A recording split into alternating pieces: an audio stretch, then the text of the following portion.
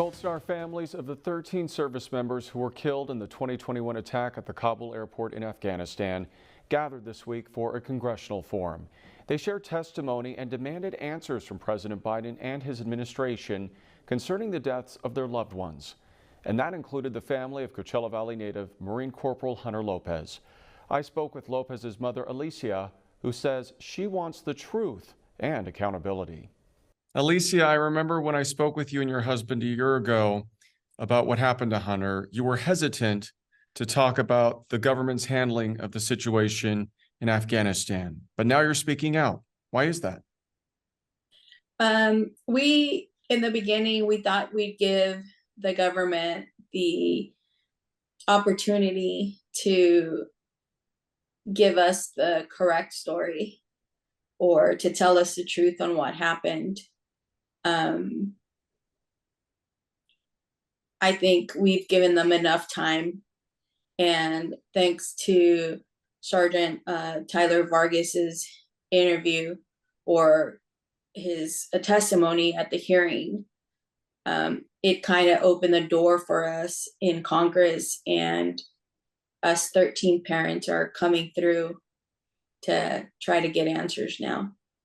You say you're trying to get answers. No one's told you what happened to your son? No. So in the beginning, we received a report from the Department of Defense, and in this extensive report, they laid out where our child was during the bombing and what happened to him. And they stated in the report that it was just a single bomb and no gunfire. During the early days of the incident, we had spoken to a lot of his fellow Marines that were in Kabul, and they had stated that they had received gunfire. Early on, we were reluctant to say anything because we had no idea what was classified and what wasn't listed as classified.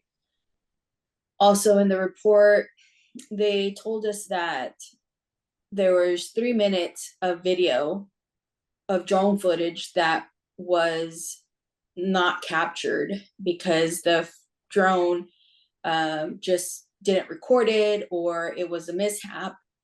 And with these committee hearings, we found out that that footage actually exists.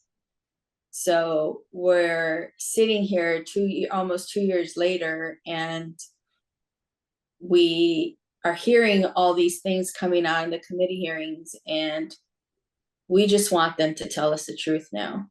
Why do you think the government may not be telling you the truth?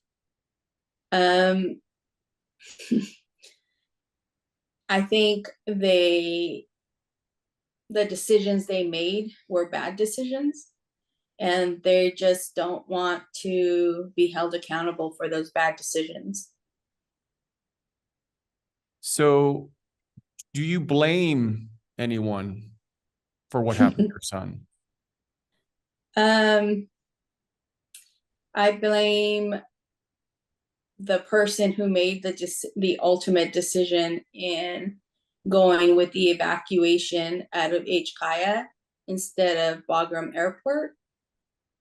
And we don't even know ultimately who made that decision, but that's who I'm blaming. What do you ultimately want to see happen here, Alicia? Well, like I said in my speech, in the forum with Congressman Issa, is we know nobody's going to get fired. We know nobody's going to get terminated or lose their jobs. We just want them to be held accountable and admit to the mistakes they did so that it doesn't happen for anyone else. Our family personally has a son who's currently serving, and the lack of leadership and planning that happened in Kabul, and the fact that there's no plan in place for the next situation, worries us because I potentially have the we potentially have the ability to get another knock on our door by losing another child because this government has no plans in place. Is there anything else you would like to say about this situation?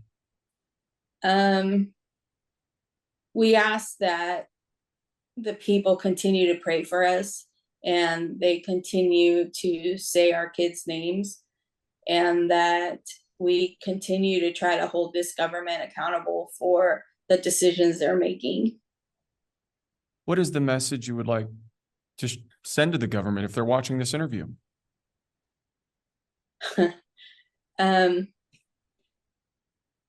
Our kids died heroes and they had faith in the government that they were serving. And we ask that you honor them by giving us the truth and admitting to your mistakes. Alicia, as always, we really appreciate your time. Thank you so much for speaking with us. I know this is certainly a very emotional topic for you and the rest of your family. So Yeah. thank you very much for opening up and speaking with us. Oh, thank you so much. Appreciate it.